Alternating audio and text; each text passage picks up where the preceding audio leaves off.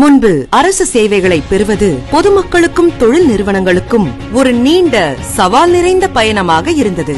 உரிமங்கள், சான்றிதழ்களை பெற காத்திருத்தல், ஆவணங்கள், ஆய்வுகள், சரிபார்ப்புகள் என்று நடைமுறைகள் மலைப்பாக இருந்தன.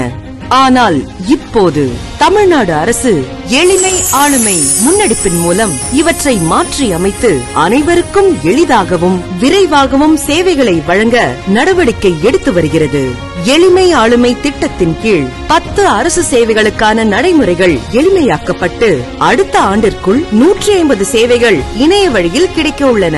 நேரடி ஆய்வுகளுக்கு பதிலாக QR குறியீடு, சுய சான்றிதழ், இணைய வழி KYC, டிஜிட்டல் கையொப்பம் போன்ற நவீன தொழில்நுட்பங்களை அரசு நடைமுறைகளில் சாத்தியமாக்கப்பட்டுள்ளது.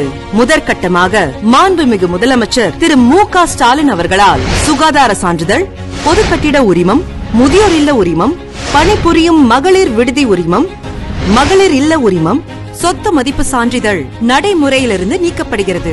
வெள்ளை வகை தொழிற்சாலைகளை விரிவாக்குதல், புஞ்சை நில தடையின்மை சான்றிதழ், நன்னடத்தை சான்றிதழ், அரசு ஊழியர் பாஸ்போர்ட் தடையின்மை சான்றிதழ் ஆகிய 10 சேவைகள் எளிமையாக்கப்பட்டு மக்கள் பயன்பாட்டிற்கு கொண்டுவரப்பட்டுள்ளது.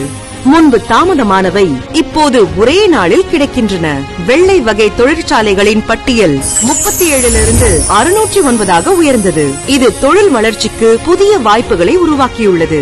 தமிழ்நாடு மின் ஆளுமை முகமையின் தொழில்நுட்ப ஆதரவுடன் எளிமை ஆளுமை திட்டம் அரசு சேவைகளை உலகத்தரத்திற்கு உயர்த்தியுள்ளது. இந்த மக்கள் மைய வெளிப்படையான விரைவான இணைய சேவைகளை வழங்கிய மாண்புமிகு தமிழ்நாடு முதலமைச்சர் திரு மு.க. ஸ்டாலின் அவர்களுக்கு தமிழ்நாட்டு மக்களின் நெஞ்சார்ந்த நன்றிகள்.